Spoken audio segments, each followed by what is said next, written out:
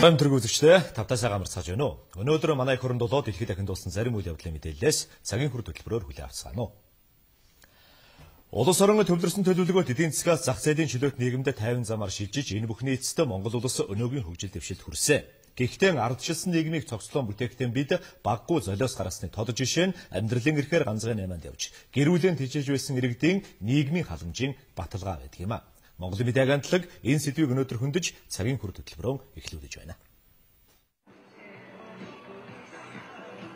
Энгийнээр хэлэхэд хар толгоогоо өөрөө мэдэж ам бүлээ хэрхэн тижээх эрхийг нь хувь хүнд өөрт нь шилжүүлсэн нь тухайн үедээ зах зээлийн талаар ямар ч ойлголтгүй байсан иргэдэд гинтийн цохилт болж байсныг өнөөдөр иргэн дурсаж байна. Тийм ч учраас нийтийн аж ахуй, нийтийн хоол, худалдаа, хөдөө аж ахуйн салбарууд ээлж дараалан дампуурч үйл ажиллагаан зогссон. Энэ бүхний эцэст тухайн үед 1 сая шахам иргэн өөрөөс шалтгаалалгүйгээр ажилгүй болж байсан гэх баримт бий. Энэ бүхнийг дурдах учир нь эдгээр иргэдийн дийлэн хэсэг нь хөдөлмөрийн дэвтрээ бөглүүлэлгүй завсардсны улмаас төрөөс үзүүлэх нийгмийн халамж буюу өндөр насны тэтгэврт хамрагдах боломжгүй байсантай холбоотой юм.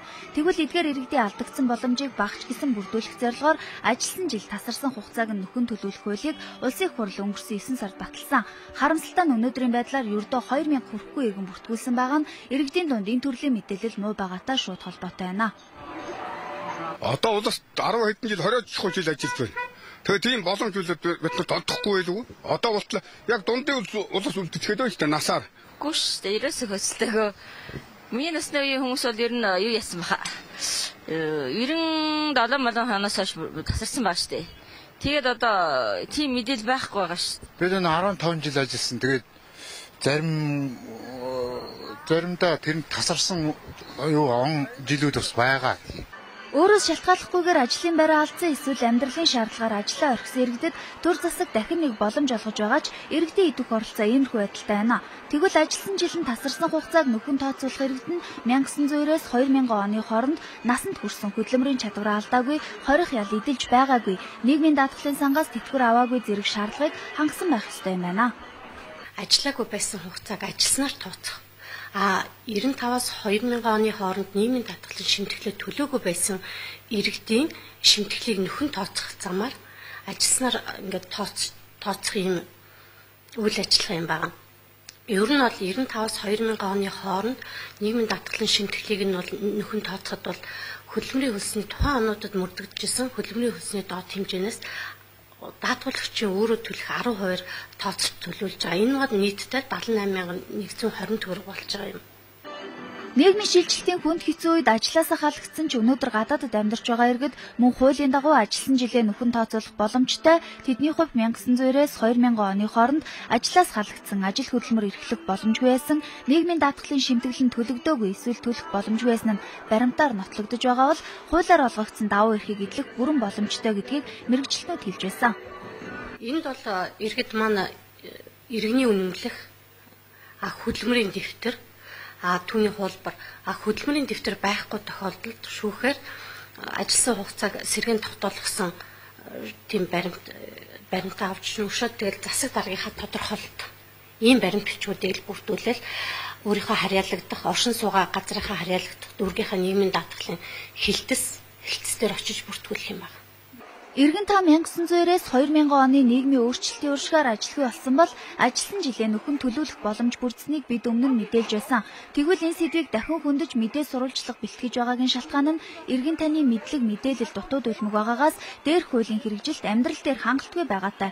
Мөн иргэн та төрөөс олгож байгаа боломжийг ашиглаж чадахгүй төрж байгаатай холбоотой юм а. Өөрөөр хэлбэл ажилласан жил тасарсан хугацааг нөхөн төлөвлөх хууль эх оны 8 дугаар сарын 1-ний өдрөөр дуусгах болох юм а.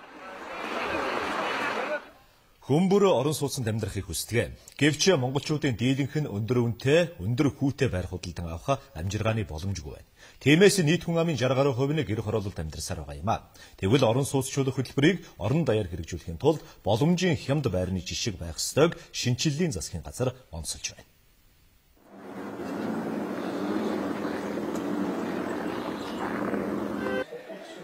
Амболд хонгор зул нар 2008 онд гэрэлжээ. 2 хүүхэдтэй энэ залуу гэр бүл шинэ байранд ороод 10 хонож байгаа юм а. Тэд ердөө 1.2% хүүтэй метр квадрат нь сая 200 мянган төгрөгийн үнэтэй байрны эзэд болсон байна. Манай байрчтай 30.3 метр квадраттай тэгэл ерөөсө бүхэл тавилгын үнүүд нь хэрэгслүүд нь бэлэн тийм л байранд орж ин даа. Тэр урд нь одоо аав ээжтэйгээ тусдаа гэр оролт хашаа хашин амьдэрдэг гэсэн. Сард одоо хичнээн төгрөг төлдөг үү? Сард одоо яг байрны юу бол 380 мянган төгрөг төлдөг. Бид намнах. 15 жилээр. Яг л энэ гэр бүл шиг олон залуус ярамгийн дэмжид сүндэрлэх энэхүү хотхонд ирж байна. Шинэ гэр төслийн хүрээнд байгуулагдсан хороол нь залуучуудыг орон сууцчлуулах хамгийн хямд үнийг санал болгох зорилготой юм. За нийтдээ 1600 айл орон сууцтай болж 100 гаруй үйлчлэгээний төв үе таалгаа нээх юм а. Шинэ гэр хороолол төсөлтөд Монгол улсын ерхий сайд танилцлаа. Одоо гэрт амьдарч байгаа байранд орж чадахгүй байгаа олон түмэнд яг л ийм орон сууцны хороолол өгүүлэгдэж байгааг тэрээр онцлсан юм а. Тэгэхээр өнөөдөр яагаад энд ирж байгаа вэхээр одоо бидний засгийн газрын боловсруулж байгаа иргэдэг орон сууцчлал хөтөлбөрийн хүрээнд илүү тохирч байгаа загвар болох байшин бол эднийх байна гэж үзсэн. Манай иргэдийн амьдрал орлого бол нэх мундаг оцоож яваадсан байхгүй юм чинь дийлэнх нь бага орлоготой байгаа болохоор тэр дийлэнхэд зориулсан маягийн орон сууц бол иймэрхүү байх юм байна л гэж үзэж байна. Тэгээд эн чинь дэд үтсээ татчихлаа байшингуудаа босголоо саяны хэлж байгаагаар бол иргэн дээр очиж байгаа квадратын үнийг яаж буулгаж яах вэ гэхээр одоо шинэ хувийн компани бол сэтгээд бодоод нэг давхраа болохоор үйлчлэгээний объектууд болгочихж шээ. Үйлчлэгээний объектууд болчихоор эн чинь байнгын орлоготой тэгээ гудамжаа хүртэл зөв төлөвлөөд машин явдаг гудамж явдаггүй гудамжгээд ангилаад тав тухыг нь бол дээд зэрэгээр хангаад их тийм зөв одоо манай иргэдийн яг хөсөн хүлээж байгаа манай залуучуудын хөсөн хүлээж байгаа тэр орон сууцны хамгийн одоо үлгэр жишээ загварыг энд бол босгож чадсан учраас бид нар өнөөдөр үзэж Ирж байгаа айл бол эсвэл Монгол гэрт амьдарч байсан байгаа. Эсвэл айлын хармааны өрөөнд эсвэл нэг өрөө байр энд түрээсэлжсэн айл. Тэгэхээр нэг өрөө байрнууд Улаанбаатарт 300 400 мянган төгрөг төлдөг юм байл да. Тэр айлда. Хармааны өрөө ч юм уу те. Хотын төвд байлаа гэхэд.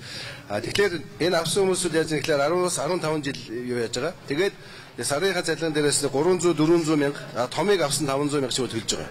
Тэгэхээр нэг хүн зүгээр хармааны өрөө төлдөг мөнгө өөртөө төлөөд өөрийн хөрөнгөтэй болж ирэх гэсэн. Энэ үнэхээр хэдхэн босчод байгаа бол энэнийг аймагуудад энэнийг одоо хотын бусад шинэ газруудад одоо барья, босгоё, бүтээе.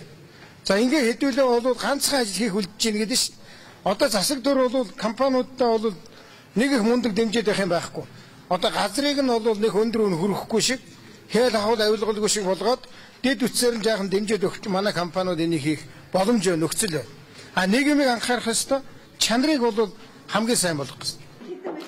Viva City хороолол 9 сараас ашиглалтанд орсон ч 1600 айлынхаа захиалга бүрэн аваад дуусчихсан байна. Үнэхээр эрэлт хэрэгцээ их байгаа тул иргэдээ орон сууцчлуулах хөтөлбөр яг энэ жишгээр явах нь зүйтэй гэдгийг засгийн газрын тэргүүн хэлсэн юм. За 1.2% хүүтэй метр квадрат нь сая 200 мянгаар үнэлэгдэж байгаа энэ байранд бүрэн тавилга үнгүү дагалдаж байгааг онцолж байлаа. Зах зээлийн ханшаас доогуур үнэтэй хэрнээ бүрэн тавилга үнгүү дагалдаж болоод байгаа нь ерхий сайдын анхаарлыг татаж байлаа. Энэ жишгээр үндэсний компаниудыг ажилуулвал тэнгэр татчихад байгаа үнийн хөрөгдөл эргээд буухыг ч үгүйсэхгүй юм а. Төр засгийн үйл ажиллагаанд дампуурлын байдал бий боллоо гэсэн байр суурьтай байгаагаа улсын хурлын гишүүн Нямдорж илэрхийлээд байна.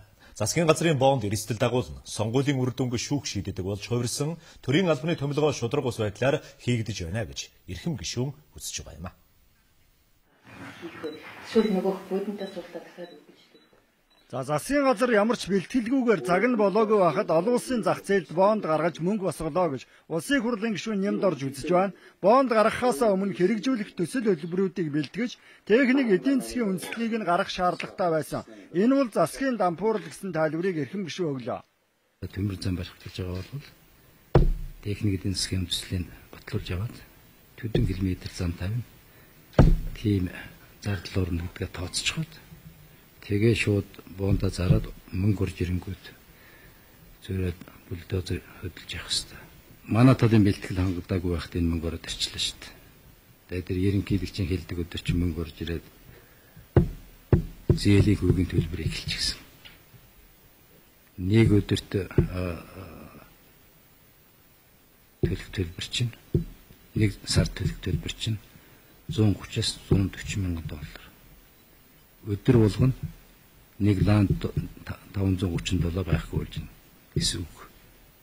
Ерөнхийдөө болвол энэ амжилтгүй болох юм бол хэттэй Монголын ард түмнийг гарахын аргагүй тийм өрийн сүлжээнд аваачаад тавьчлаа шүү дээ. За бас сонгуулийн дампуурл бий болоод байна. Зохиомл зарга үүсгэж шүүхийн журмаар сонгуулийн эцсийн үр дүн шийддэг болж хувирлаа гэж гишүүн нэмд орж хөмжилж байна. Түүнчлэн улсын их хурлын үйл ажиллагаач дампуурлын байдал төрсөн гэсэн дүгнэлт хийж байгаагаа эрхэм гишүүн хэлж байна.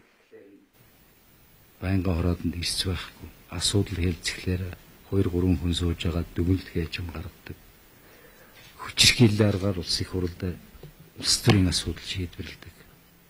Өөртөө ашигтай хууль гаргадаг. Өөртөө ашигтай хууль гаргацгаа тэр санаага шүүхээр дамжуулж хэрэгжүүлдэг. Ийм ёс Монголд тогтчих шít. Ингээд бүхэлд нь том хэвлэлийг хар. Олон жил би нэг ярьж байгаа.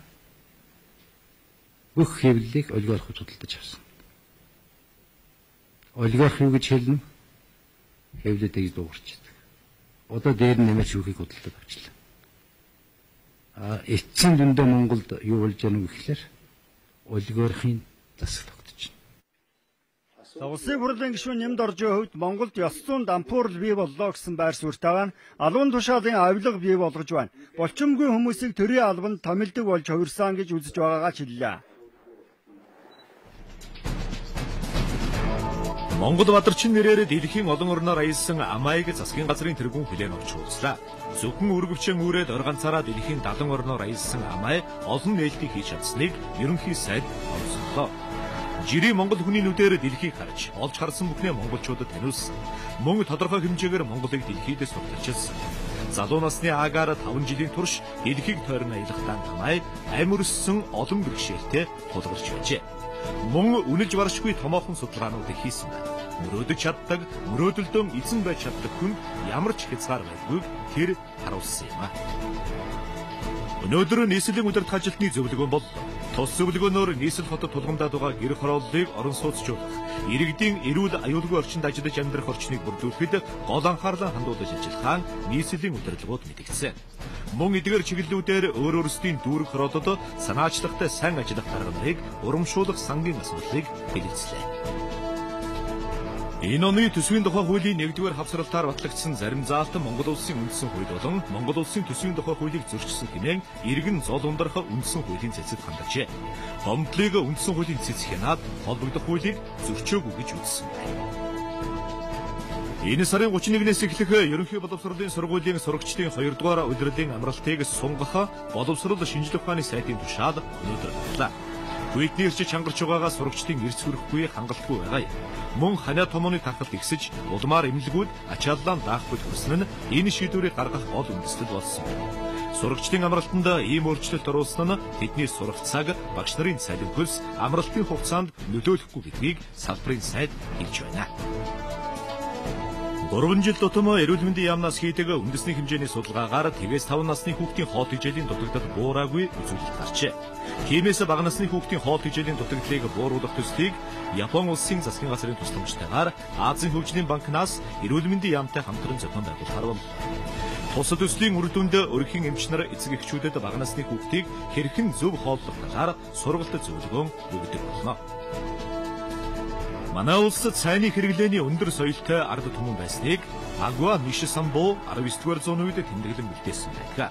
Тэрээр буддийн гүн ухаантай холбоон цайны хэрэглээний талаар бичгтэн хоосон чанарын тухай ойлголтыг энгийнээр өгүүлсэн. Энэ нь буддийн соёлд автахгүй, өөрийн соёлоо авч үлдэх ухаан байсан хэмээн судлаачид үзэж байна. Агва Нишисамбо нь буддийн гүн ухаан, учир шалтгааны ухаан, эм эмнэлэг, одон зурхаан чиглэлээр 200-аад бүтээл тойрогжээ.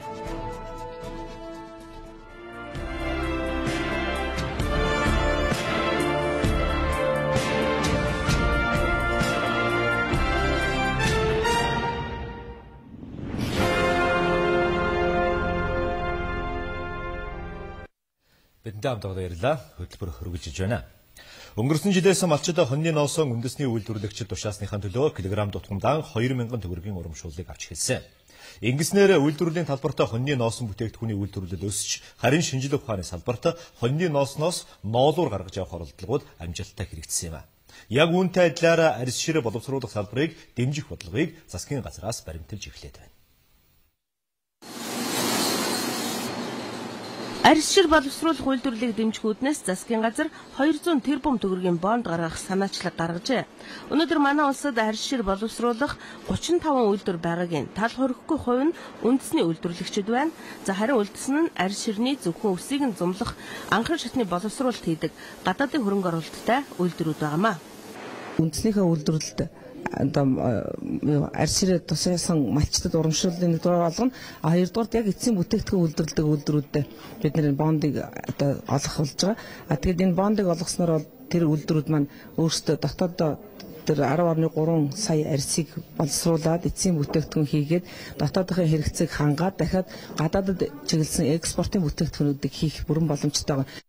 Үндэсний арьс шир боловсруулах үйлдвэр нэгээр нэмэгдэж, архи согтруулах хүндааны тусгай зөвшөөрөл бүхий үйлдвэр нэгээр хорогдсон тухай мэдээллийг энэ үеэр үйлдвэр хөдөө аж ахуйн яамныхаа өглөө.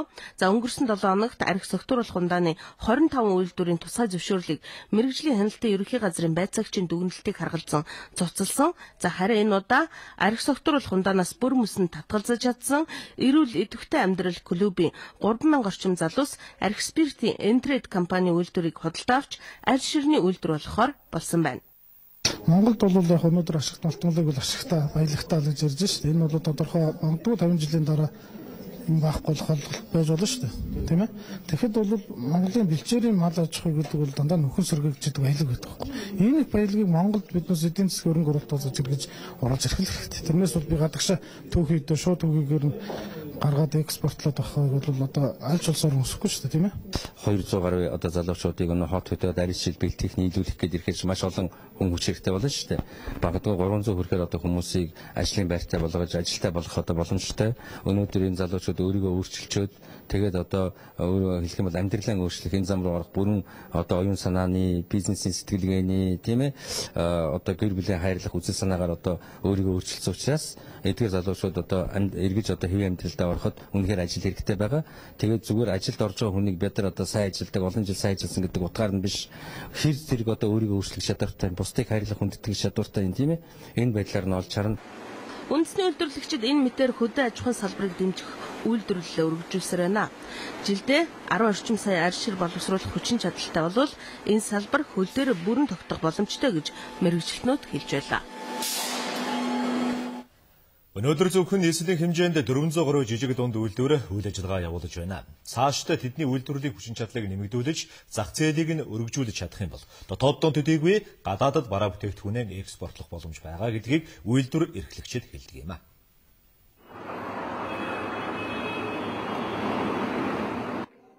Ажил олдохгүй байна гэж хоош суухш бүтээлчээр сэтгэж чадвал зах зээлийн нийгэмд сайхан амьдрах боломж байгааг үйлдвэрлэл эрхлэгчид хэлж байна. Заавал үнэтэй тоног төхөөрөмж ажиллах хүч их зардал гэлхүүгээр дотоодын нөөц боломжид тулгуурлан үйлдвэрлэлээ өргөжүүлэх боломж салбар бүрт бий. Тухайлбал ноос ноолуураар бүтээгдэхүүн үйлдвэрлэдэг алтан боломж хошоо гэхэд анх 11 гишүүнтэй үйл ажиллагаагаа эхлүүлж байсан бол өнөөдөр хөгжлийн бэрхшээлтэй хөгшин залуугээд 30 гаруй хүнийг ажлын байраар хангаж чадсан байна.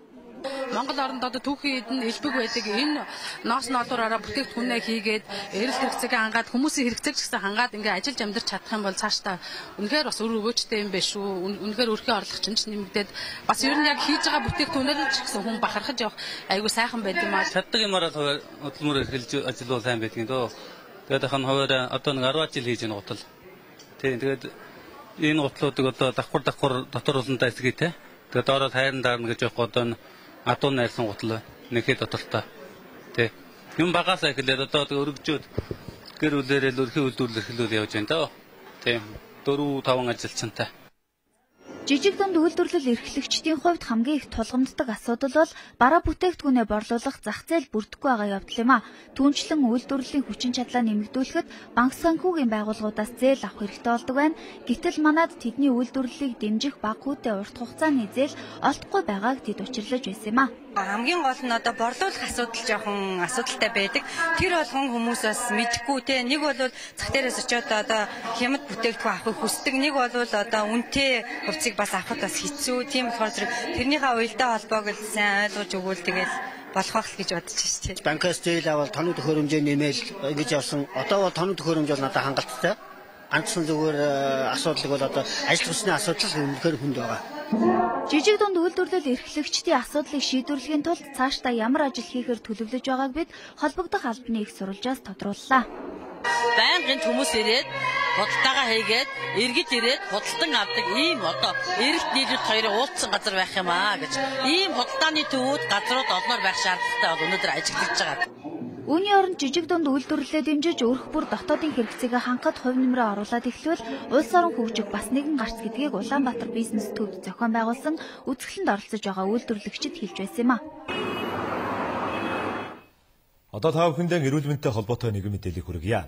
Хавдар өвчин эдгэрдэг төдийгүй та хорт хавдраас өөрийгөө өөрчлөн сэргийлэх бүрэн боломжтой юм а. Хамгийн гол нь та амьдралынхаа хэв маягийг жаахан өөрчлөхөд эрүүл сарвал амьдарч болно гэж эмчнэр хэлж байна. Бидний мэддэг хэрнээ төдийлөн анзаардаггүй олон дадал зуршил бие организмд маань сайн муугаар нөлөөлөж байдаг юм байна. Гэрээ эзэхдээ та эр нөхөртөө хоолныхоо дээжийг хийж өгөхдөө өөх тосыг нь ялгаас сурчвал сүүлийн үед эрчүүдийн дүнд зөнхлөн тохиолдод байгаа элэг цус нойр булчирхаа гэд нилээд хідэн хавдраас гэр бүлээ урьдсан сэргийлж чадах юм байна. Ялангуяа эрэгтэйчүүд бол арх ухаан хажуугаар өөхтөө мах хідэн, шарсын хідэн, хорхог хідэн энэ тентхэн болсон болоогүй одоо янз бүр өөхтэй юмд идэж шарж иддэг. Шарж идж байгаа тэр шараад ирэхдээ тэр гал дээр түлээд ирэхдээ зүг чинь маш их хорт хавдрыг үүсгэж бодсод тэр өөхөнд шингэдэг байхгүй. Тэгэхээр шингэсэн өөхөд чинь тэр хорт хавдрыг шууд үүсгдэг гэж хоёр янзын бодис байдгийг. Тэрний шууд үүсгдэг бодис нь тэр дотор байж байгаа. Канцер хорт хавдар үүсгдэг юм манай анагаах ухааны хэлээр канцергийн бодисуд гэдэг. Эрүүл зөв хооллох дараагийн алхам бол таны хоол хүнс үргэлж шинэхэн байх ёстой юм байна. Зөв хоолт гэхээр л бид хүнсний аюулгүй байдлыг хамгийн түрүүнд боддог. Гаднаас орж ирж байгаа баталгаагүй хүнсний бүтээгдэхүүнүүд хорт хавдар үүсгэх гол шалтгаан болдгоо гэсэн ойлголт иргэдийн дунд их байдаг. Гэхдээ бид нар өөрсдийнхөө буруу хооллогыг тэр бүр анзаардаггүй. Тухайлбал хөгцтэй харуул. За монголчуудын дунд хөгцтэй харуул эрүүл мэндэд сайн гэсэн ойлголт байдаг учраас бид энэ хөгцийг нь хусаад л идчихдэг. Гэтэл энэ хөгцтэй харуулны нүдэнд харагдахгүй хэсэгт хорт хавдар үүсгэх бичил биетүүд байдгийг эмчнэр хэлж байна. Цагаан эдэх хэрэглэл дуртай ардам. Энийг зөв боловсруулж, зөв хадгалж идэж угаагүй гэс болж бас ходоодны болон элэгний хавдрууд их үүсэмтгэ байдаг. Жишээлх юм бол бид нар хөгцтэй ааруул цагаан эдэр хийддэг. Энэ нь хорт хавдар төрөгдөг хорт бодис юм байна хөгц гэдэг нь. Хорт хавдраас сэргийлэх хэлбэр аргын нэг бол хоол хүнсэндээ тогтмол хүнсний ногоо жимсгэн хэрэглэх ёстой байдаг юм байна. Тэгэхээр хоногт идэж байгаа таны нийт хоолны 30 гаруй хувь нь жимсгэн хүнсний ногоо байх ёстой. Тэгвэл та хорт хавдраас урсан сэргийлж чадна гэсэн мэдээллийг хавдрын эмчнэр өгж байна.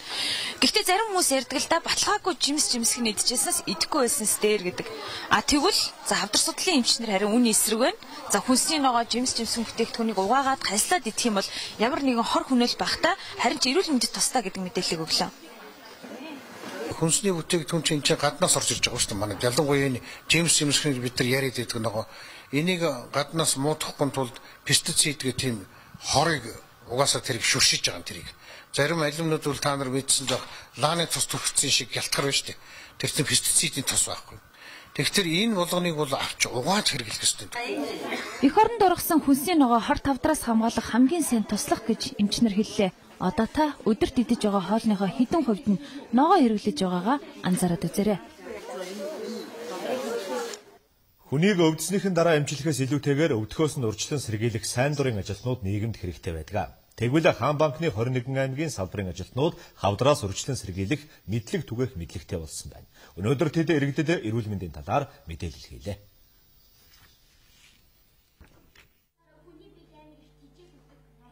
Хаан банк сангаас хавдар судлалын үндэсний төв Монголын үндэсний олон нийтийн радио телевизтэй хамтран хавдрын эсрэг үндэсний аяныг Монгол орон даяар 2 дахь жилдээ зохион байгууллаа. Энэ хугацаанд нийт 40 гаруй мянган иргэнийг хавдрын урьдчилан сэргийлэх үзлэг онцлогоонд хамруулсан байна. Мөн Хаан банкны 21 аймгийн салбар нэгжийн ажилтнууд хүн амд эрүүл мэндийн мэдлэг сурталчилгааг хүргэх сайн дурын ажилтнууд болсон юм а. Жил бүрийн 12 сарын 12-ны өдрийг Хаан банкны ажилтнуудын хавдрын эсрэг үндэсний сургалтын өдөр гэж бид нэр зарлаж байгаа. Тэгээд энэ жилийн хувьд ерөнхий боловсролын сургуулийн 5-7 дугаар ангийн сурагчдыг одоо эрүүл амьдралын хэм маягийг хэвшүүлэх тийм 5 алхмын талаар сургалт мэдээллийг явуулж ингээд зохион байгуулж байна. Эрүүл одоо хоолтой байж бохор зүйл одоо бохор хоол хүнсийг хэрглэж болохгүй гэх зэрэг тийм их мэдээлэл авч сурлаа. Зөв хооллох, идэвхтэй хөдөлгөөн өдөрт 30 минут хийх. Тийм бол хавдраас сэргийлж чадна. Энэ хугацаанд нийслэл болон хөдөө орон нутгийн нийт 510 гаруй ерөнхий боловсролын сургуулийн 50,000 гаруй сурагч багш нарт эрүүл мэндийн талаарх мэдээллийг өгч чадсан байна.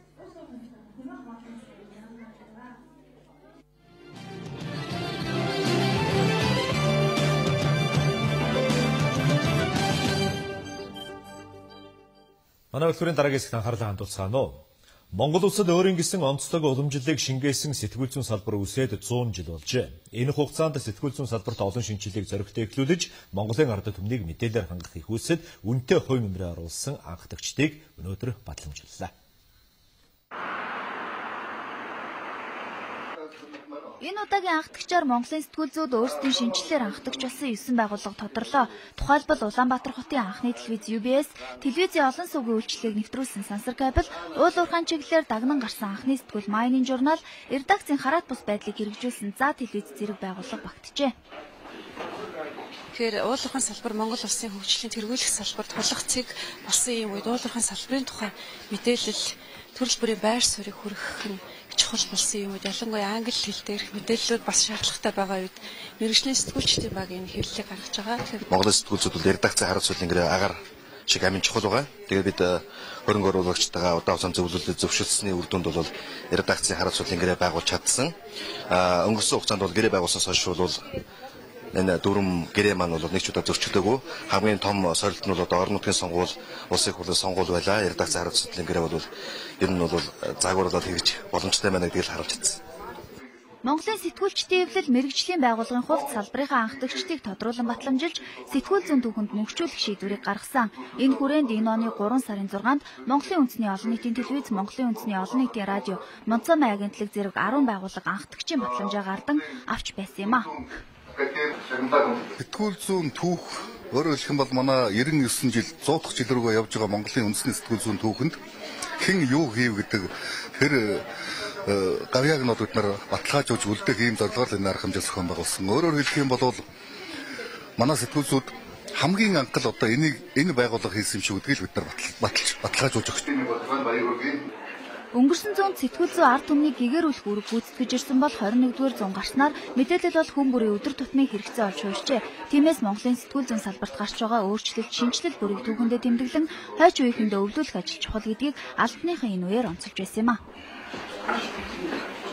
Эвлэл мэдээлэл түүн дундаа сэтгүүлчдийн эрхчлэлтэй холбоотой сурвалжилгыг үргэлжлүүлэн үзэгчдэд хүргье. Гүтгэлэг доромжллыг эрүүгийн хэрэгээр биш иргэний хэрэгээр шийддэг байх зарчмлууд дэлхийн улс орнууд аажмаар шилжиж байгаа юм а. Эрүүгийн хэргийн зүйл заалтаар сэтгүүлчдийг буруутгана гэдэг бол хуулийн дагуу мэргэжлийн ажлаа хийж байгаа сэтгүүлчдийг шоронд суулгана гэж айлган сүрдүүлж байгаатай адилхан юм а гэж ардчилсан орнууд үздэг болжээ. Тиймээс манай улс ч энэ сэтгүүлчтэй холбоотой хэргийг эрүүгийн биш иргэний хэрэгээр шийддэг байх зарчимд орох шаардлагатай байгаа талаар өнөөдөр иргэний танхимд хэлэлцүүлэг өрнөсөн байна.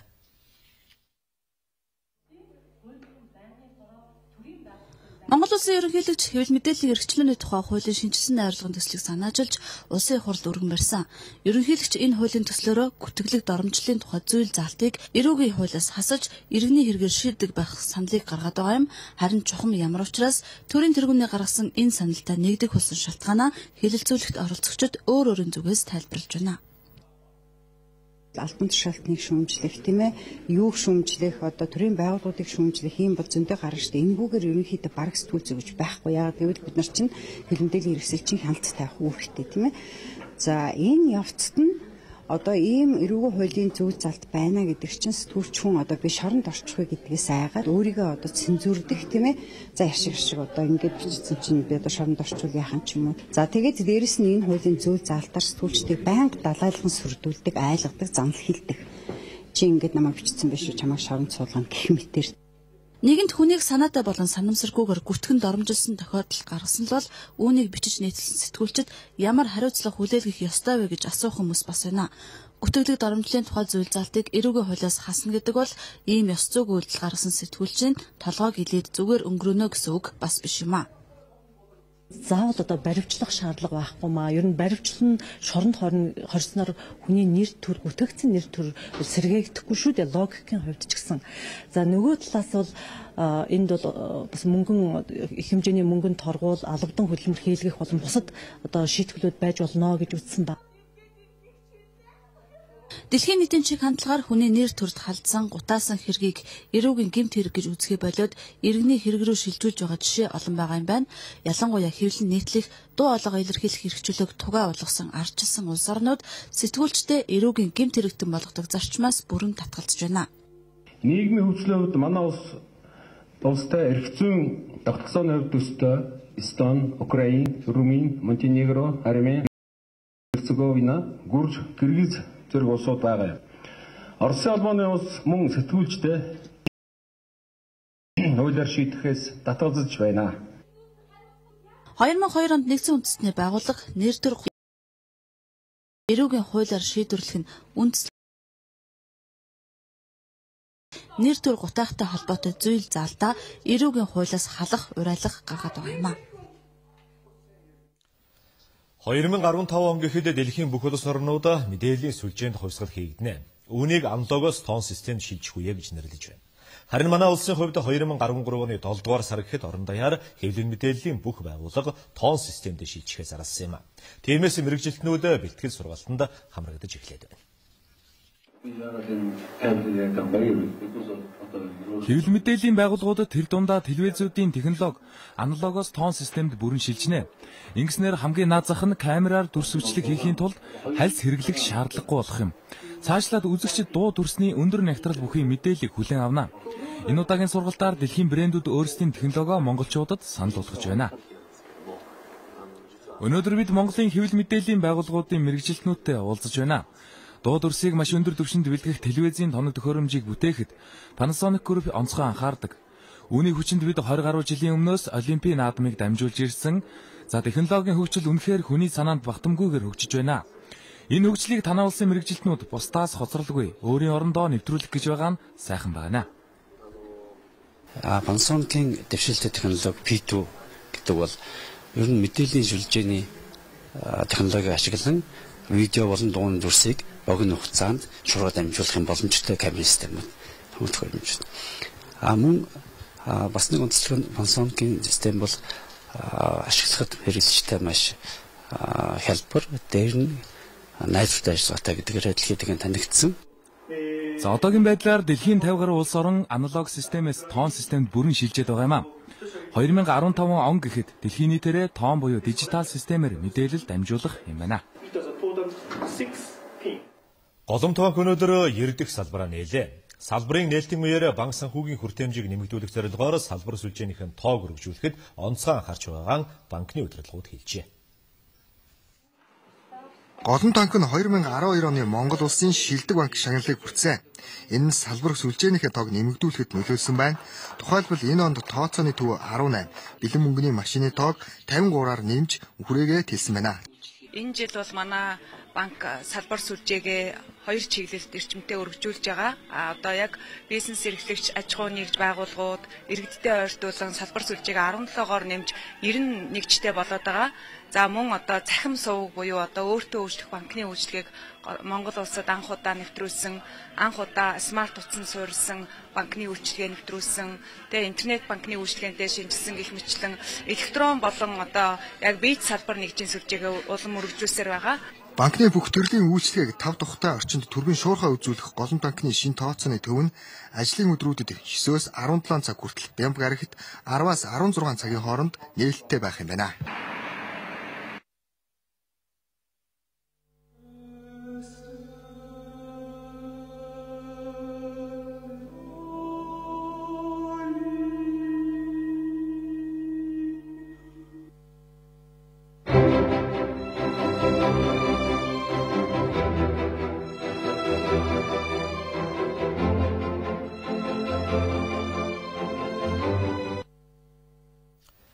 Одоогийн анхаарлыг дэлхийн мэдээнд хандуулъя. Тайван амгалан байсан дэлхийн ертөнцийг өнөөдөр бүгд найрамд хардчилсан Солонгос ард улсын засаг захиргаа Пуужинга хөргсөн гэсэн мэдээлэл айдас төгшөөр тавтуулж, дэлхийн олон нийт өнөөдөр энэ асуудалд голлох анхаарлаа хандууллаа.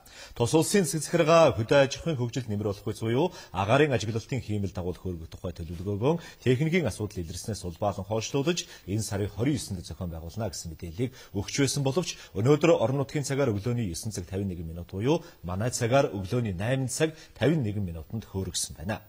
Олон улсын төвшөнд алсын тусгалтай баллистик пуужингийн туршилт байх магадлалтай гэсэн энэ үйл явдлаас пуужингийн иданг нь Филиппиний зүүн эргээс 300 км-ийн зайтай номхон далайд унсан байна. Хэдийгээр тус улсын засгийн газар хиймэл дагуул тойрог замд орсон гэсэн мэдээлэл өгч байгаа хэдий ч үүнийг үнэн эсэхэд эргэлзээч мөн оршисоор байна. Ийхүү нэгдсэн үндэсний байгууллагын 2 чудаагийн тогтоолыг зөрчин хийсэн Омарт Солонгосын энэ үйлдэлийг олон улсын хамтын нийгэмлэг буруушааж нэгдсэн үндэсний байгууллагын аюулгын зөвлөж энэ асуудлаар яаралтай хуралдаан зохион байгуулж эхлээд байгаа мэдээ байна. Одоогоос 2-7 хоногийн өмнө бүгд найрамд хардчилсан Солонгос ард улсын засаг захиргаа ажиглалтын хэмэл дагуулыг тойрог замд оруулах туршилтыг тус улсын удирдагч агсан Ким Чен Ирийн таал төвсний 1 жилийн ойг тохиолдуулан энэ сарын 10-наас 22-ны хооронд зохион байгуулна гэсэн мэдээллийг өгчөөсөн ч техникийн гажуудал илэрсэн гэсэн шалтгаанаар энэ сарын 29-нд зохион байгуулахаар төлөвлөгөөнд өөрчлөлт оруулсан гэсэн мэдээллийг засаг захиргааны зүгээс өгөх болсон юм а. За өнөөдөр өглөө Хятадын Хилийн Дамдонг бомбд хотоос 56 км-ийн зайтай орших Омарт Солонгосын Яалу голын орчимд энэ гинтийн ажиллагааг хамгийн түрүүнд Өмнөд Солонгосын батлан хамгаалгын хүчин радарын тусламжтайгаар тогтоон дэлхийд дахинаа мэдээлж эхэлсэн юм а. Бүгд найрамд хардчилсан Солонгос ард улс алсын тусгалтай Пуужингой өнөөдөр хойд Пёнгянг мужийн Чолсон гүнд орших Тачангри Пуужингийн төвөөс хөөрөглөө. Манай улсын баруун тэнгист байрлуулсан Сэжэн Дайванг сүнөөгч 9 цаг 52 минутанд хөдөлгөөнийг тогтоосон болно. Пуужин хөөрөглөө гэсэн мэдээлэл цацагдж эхэлснээс хойш цаг хүрэхгүй хугацаанд Пуужин Филиппиний эргээс зүүн зүгт 300 км-ийн зайтай номхон далайд унсан гэсэн мэдээлэлэрч үүнийг нь олон улсын эрдэмтэд хиймэл дагуул болон бусад их сурвалжаар баталгаажуулсан ч бүгд найрамд хардчилсан Солонгос ард улсын засаг захиргаа хиймэл дагуул нь тойрог замд амжилттай орсон гэсэн мэдээллийг өгч байсан юм а. Олон улсын хамтын нийгэмлэгийн дарамт шахалтыг үл хайхар манай улс энэ жил 2 чудаад Пуужин хөөрөглөө. Өмнө Солонгосын батлан хамгаалахын албаны хүмүүс үүнийг манай улсын төв хоорондын баллистик Пуужингийн чадамжтай холбон тайлбарлаж дүгнэлт хийж байна. Манай улс зөвхөн хиймэл дагуул хөөргөх бодлого баримталж Квамин Сонг 3 хиймэл дагуулын 2 дахь хувилбарыг Чолсон дүүргийн Сохой сансрын төвөөс инха 3 Пуужингийн тусламжтайгаар амжилттай хөөргөж тойрог замд оруулаад байна. За ийхүү амжилтгүй болсон үйл ажиллагаагаа бүгд найрамд хардчилсан Солонгос ард улсын засаг захиргаа дотооддоо нуун дарагдуулж амжилттай болсон гэсэн мэдээллийг өгч төөрөгдөлд оруулж байгааг шин залуу удирдагч Ким Жон Инийнхээ алдар нэр хүндийг баталгаажуулах гэсэн санаархлаа гүйцэлдүүлж эхэлсэн гэх баримт ч мөн ирж байгаа юм а. Квамин Сонг 3-ыг амжилттай хөөргсөн гэсэн мэдээллийг сонсоод солонгосчуудаараа бахархаж байна. Энэ чинь манай улсын шинжлэх ухааны технологийн салбар тодорхой дэвшилт гарсан гэдгийг нотолж байна шүү дээ. Манай удирдагчийг таал төгссөн бидэнд гуниг гутрал авчирсан үйл явдлын 1 жилийн ойдод давхсан энэ ажиллагаа амжилттай болсонд баярлаж байна. Энэ мэдээллийг манай их удирдагч өөрөө хүлээн авч сонссон бол их л баярлах байсан да. Энэ бол манай улс маршал Ким Жон Ины үед илүү хүчрхэг болно гэдгийг батлан харуулсан ирээдүйн хэтийн төлөвийг тодорхойлсон үйл хэрэг билээ. За үүссэн нөхцөл байдалтай холбогдуулан өнөөдөр бүгд найрамдах Солонгос улсын ерөнхийлөгч Ли Мэнбаг аюулгүй зөвлөлийн яаралтай хуралдааныг зохион байгуулсан бол Японы сайд нарын танхимч энэ асуудлыг хөндөөн хэлэлцэн. Пуужин нь Япон улсын Окинава засаг захиргааны нэгжийн нутаг дэвсгэрийн дээгүүр гарсан учраас энэ ажиллагааны улмаас тус улсын нутаг дэвсгэрт ямар нэгэн хохирол учруулсан эсхийг тогтоох ажлын хэсгийгч томилоод байна. За тус улсын засгийн газар Пуужин хөөргсөн гэсэн мэдээлэл хүлээн авсныхаа дараагаар Пуужингийн тогтолгооноос эсэргүүцэн хамгаалах системээ идэвхжүүлж тус улсыг чиглэсэн нөхцөлд устгах ажиллагааг зохион байгуулахаар бэлэн байдалд орсны дээр энэ үйлдлийн эсрэг чанга хатуу арга хэмжээ авна гэдгээ ч мэдгдсэн юм а. За энэ удаагийн Пуужингийн туршилт нь 1998 оноос хойш хийгдсэн 5 дахь удаагийн үйлдэл болж байгаа. Үүнийг Америкийн нэгдсэн улс болон бусад улс орнууд твийн төдийгүй дэлхийн их тайван доктортой байдал замлахилсан алхам хэмээн үзэж байна. Олон улсын хамтын нийгэмлэг манай улсын засгийн газар бүгд найрамд хардчилсан Солонгос ард улсын энэ үдэн хатгалгыг дуу нэгтэйгээр эрс зэмлэн буруушааж байна. Олон улсын хамтын нийгэмлэг Пуужингийн туршилтаа нэм дараа зогсоох үйл ажиллагааныхаа төлөвлөгөөг цэцлэхийг анхааруулж байсан ч үүнийг эс хайхран Пуужингаа хөөргсөнийг үдэн хатгалга гэж үзэж байна. Өнгөрсөн 4-р сард нэгдсэн үндэсний байгууллагын аюулгүй зөвлөл ерөнхийлөгчийн мэдээлэлээр дамжуулан тус улсын засаг захиргаанд ийм үйлдэлийнхээ хариуцлагыг бүрэн хэмжээнд үүрэх ёстой гэдгийг анхааруулж байсан удаатай энэ үйлдэлээрээ Умартын засгийн газар цаашид ч олон улсын нийгэмлэгийн үзэл баримтлалыг зөрчсөөр байх болно гэдг нь батлагдж байна. Бид нэгдсэн үндэсний байгууллагын аюулгүй зөвлөлийг тэргүүлж байгаа Марокко улсад аюулгүй зөвлөлд энэ үйл ажиллагааны талаар хилцүүлэг явуулах тухай хүсэлтэд гаргаад байгаа. Цаашид энэ асуудлын хүрээнд олон улсын хамтын нийгэмлэгтэй хамтран хамтын ажиллагаагаа эрчимжүүлэх хүчтэй шийдвэр хариу арга хэмжээ авах шаардлагатай болж байна. Ийхүү энэ жилд 2 ч удаад туршилт хийсэн амжилтгүй болсныг дотооддоо нууцлж байгаа ч Умар Солонгосын засгийн газар холбогдох албан тушаалтнуудад тодорхой хариуцлага тооцоолно гэсэн дүгнэлтийг ажиглагчид өгч байна. Үүний зэрэгцээ олон улсын хамтын нийгэмлэгийн зүгээс тус улсын засаг захиргааны эсрэг 20 арга хэмжээ авах тогтоол шийдвэрийг батлагч энэ нь төдийлөн үр дүнд хүрч чадахгүй болов гэсэн таамаглал дэвшигдэж байна. Харин энэ удаад Пучин номхон далайд унсан учраас үүнийг нь олон улсын шинжээчид судалж хор хохирлыг нь тогтоох нөхцөл байдлын үнэлгээ гаргах үнэхээр хиймэл дагуул байсан уу? За эсвэл холын тусгалтай Пучин байсан уу гэдгийг нь тогтоох ажиллагаа хийгдгэр байна. Дэлхийн мэдээ үргэлжлэж байна. Америк нэгдсэн улсын ихэнх иргэдийн хувьд татвар нэмэгдэх санхүүгийн хүндрэл бэрхшээлээс зайлсхийх тухай асуудалд гол анхаарлаа хандуулсан хэвээрээ байна. Энэ оны сүүлд гэхэд улс төрийн гол хүчнүүд санхүүгийн хадан хясаанаас зайлсхийх бодлогоо боловсруулж дийлэхгүй төрөх юм бол одоо 36% байгаа татварын хэмжээ эх оноос шууд 39.6% хүртлээр нэмэгдэх юм.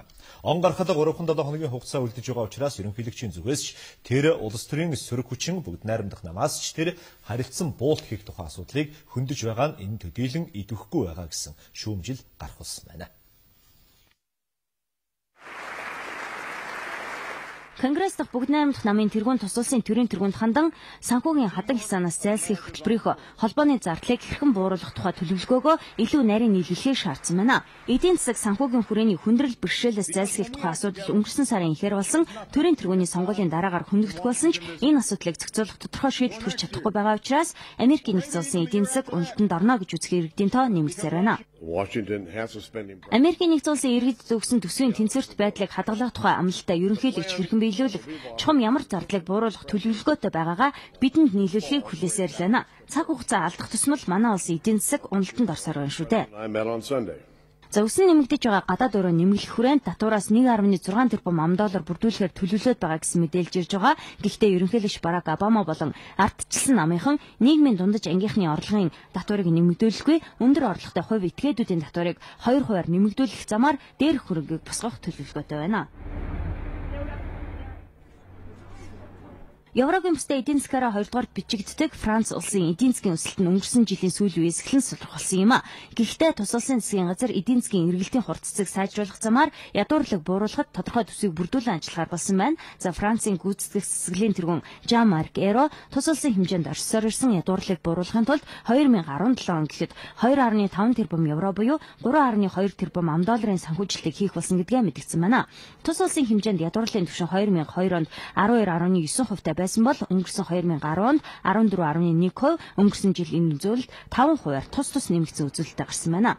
Хөдөлмөрийн зах зээлийг докторжуулах ядуурлын түвшинг бууруулгүйгээр эдийн засгийн өрсөлдөх чадамжийг дээшлүүлж чадахгүй гэсэн байр сууриас засгийн газар хандаж ийм шийдвэр гаргасан гэсэн тайлбарыг өгч байгаа. За өнгөрсөн 7 хоногт улсын хэмжээнд явуулсан санал асуулгаар хоёр иргэний нэг нь өөрийгөө ядуу, тун удахгүй нийгмийн энэ давхаргад шилжнэ гэсэн гутран үзэлтэй байгаа нь ажиглагджээ. Ядуурлыг бууруулах хүрээнд тус улсын засгийн газар хувийн аж ахуйн нэгжүүдийн дэмжлэгтэйгээр тусламжийн 5,000 гаруй орон сууцыг барих, цагаач иргэдэд мөн ийм хэмжээний орон сууцыг зориулан барих зэрэг нийгмийн халамжийн хөтөлбөрийг хэрэгжүүлэхээр болсон байна. Их Британий санхүүгийн томоохон төлөөлөгч аж ахуйн нэгжнийг HSBC банк мөнгө угаасан хэрэгээр 1.9 тэрбум $1 торгуулийг Америкийн нэгдсэн улсын засгийн газар төлөхөөр санал нэгдсэн байна. За энэ банкны үйл ажиллагаанд одоогоос 2 сарын өмнө шалгалт явуулж Америкийн нэгдсэн улсын засгийн газар Сенатын танхим Мексикослаас тус улсад хар тамхи болон бусад төрлийн мансууруулах байцааг оруулах хууль бус 8-ны сүлжээнүүдэд санхүүгийн гүйлгээ хийснийг нь тогтоосон юм а. Үүний зэрэгцээ Америкийн нэгдсэн улсын талаас 20 гаруй хэмжээ авагдсан Иран улсад ч санхүүгийн гүйлгээд хууль зөрчин хийсэн тодорхой болсноор дээрх мөнгөний торгуулийг амлуулах тухай шийдвэрийг гаргасан юм а. За тус банкны удирдлагууд гаргасан алдааныхаа хариуцлагыг хүлээн дээрх торгуулийг төлөх болсны дээр дотоод сүлжээнд тавих хяналтаа сайжруулахар шийдвэрлсэн гэдгээ мэдгдсэн. За Их Британий банк санхүүгийн байгууллагын төвөнд HSBC банкны зүгээс төлөх 1.9 тэрбум $1 нь хамгийн өндөр торгуул тооцогдож байна. Бид та бүхэн дэлхийд дуулж байгаа зарим үйл явдлын мэдээлэлээс хүргэлээ. Одоо ойрын өдрүүдийн цагаагаар мэдээ хүлээн авцгаана.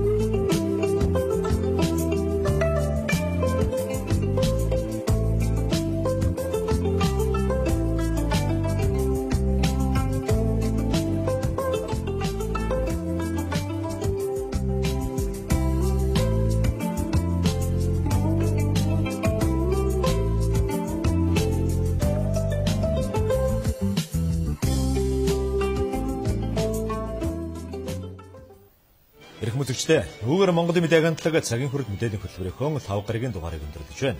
Хөтөлбөртэй хамтдаа байсан үзэгч та бүхэнд баярлалаа. Сайхан амарцгаарай.